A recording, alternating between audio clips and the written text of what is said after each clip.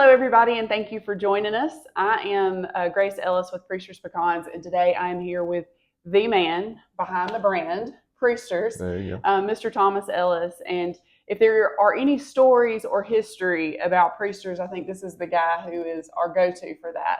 But today he's going to tell us a story about one of our most beloved products, and that is fiddlesticks. Fiddlesticks, yeah. I have never met anybody who didn't love a fiddlestick, Mr. Thomas. I'm thankful for that. That's right. All right.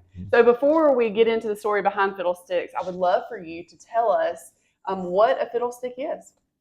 Well, hey, fiddlesticks, of course, starts with the pecans. That's what we're known for. So just behind us in our shelling plant, we crack and shell the best pecans that we can get our hands on. And then caramel and chocolate, which turns it into a lot of different things. But we, at Priesters, decided to make them in this unusual shape. We make our own caramel, and they are fantastic. Mm-hmm. I mean, chocolate, caramel, pecans, yeah. It's like the trifecta. Yeah, and of course, the thing that makes a difference is that we do make our own caramel. We're not buying the caramel. We make it from scratch. We have our own special recipe for that. And we use a really high quality chocolate and, of course, the best pecan. Absolutely. Yeah. So tell us how this recipe came to be and how it has become such a popular product. The story that I've always remembered that Miss Jewel Cook, who ran our kitchen for 40 years when we first started in the kitchen, told me was that the doctor that was here in Fort Deposit had gone off and gone to a seminar, an education seminar, and came back to Fort Deposit with a half-eaten piece of candy that he just thought was the best ever. And it was pecan, caramel, and chocolate. I don't know exactly what it looked like, of course, because that would have been in the 1950s or early 60s. And said, Miss Cook, you need to make this. Priesters should make this. It would sell. Well, he was very fortuitous in that he was looking forward, thinking this would be a great piece of candy for Priesters, and I'm glad he did. Mm-hmm, so she took that one piece of a candy and experimented with it. I don't know for how long, but this is what she came up with. That was the final product.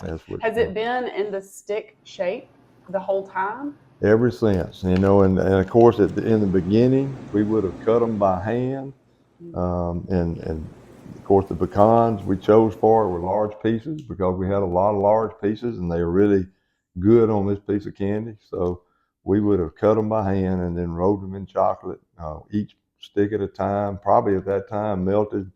The chocolate melted on a pan with a light bulb under it. Wow. And today we pour them into a pan and then use a cutter to cut them into individual sticks, and then we use a machine to roll them. So a lot has changed. We make a lot of these.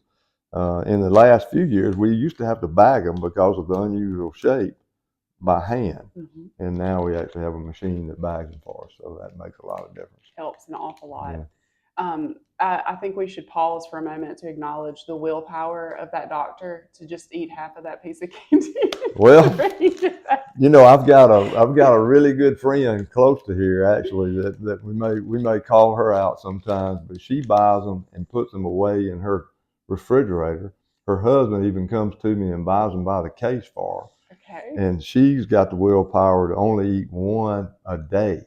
Which is awesome. So everybody should eat one of these a day. Not necessarily the doctor's order, but maybe Dr. Priester's order. That's right. So we consider this one of our major products because so many people like them. These and pecan pies, divinity. This is one of our top 5 products, no doubt. For sure, yeah. For sure. Well, it's easy to understand why. Is there a significance to the name? Where did the name Fiddlesticks? I mean, obviously the stick shape, I get that. But yeah. Is there anything else deeper than that? The day that Miss Cook told me that story, she's had a quirky personality, and she was a very sweet lady. And I asked her about that, and of course, besides the stick shape, she used to always say, "All fiddlesticks." It was kind of one of her sayings. So. I don't know. Other than that, it's a trademark name, though. That's what we use it for. So, absolutely. Yeah, we stuck with that for over 50 years now. Yeah, wow. Long time. So if that was done back in the 50s, it's really getting close to 75 years. 75 years that we've had these fiddlesticks. 75 years of fiddlesticks, and I hope there's another 75. Bringing happier meanings to the word fiddlesticks, right? That's right. That's right. Yeah. So we got me as a third generation, you and our family is the fourth generation making fiddlesticks, and we've got the fifth generation testing them out. Yes, so they certainly do, and I feel like I'm really, carrying my load and sampling it as well. So. Well, keep up the good work. If you don't like what you make and sell, then what are we doing, right? Yeah. Well, these are one of the easiest things to get people to try and like. Everybody loves caramel and pecans and chocolate. And one of the things I guess that makes them different is they're not totally covered with chocolate. So if you're a person that likes the chocolate flavor but really loves caramel and pecans, and that's me, this is your deal right here. Right. So, that's fantastic. Well, these are sold by the case, so they make great teacher appreciation gifts and stocking stuffers. And hey, I've got somebody dropping by the house and want to give them just a little something to brighten their day. Buy a case of these, stick them in the freezer, and they're awfully handy to have around, that's for sure. So. Well, thanks. Hopefully everybody will try fiddlesticks in the near future if they hadn't already. If you have not tried fiddlesticks, this is your invitation to do that. And if you have tried them and you like them, go buy some more. So thank you so much for tuning in, and thank you, Mr. Thomas, for sharing this great story with us today. Thank you.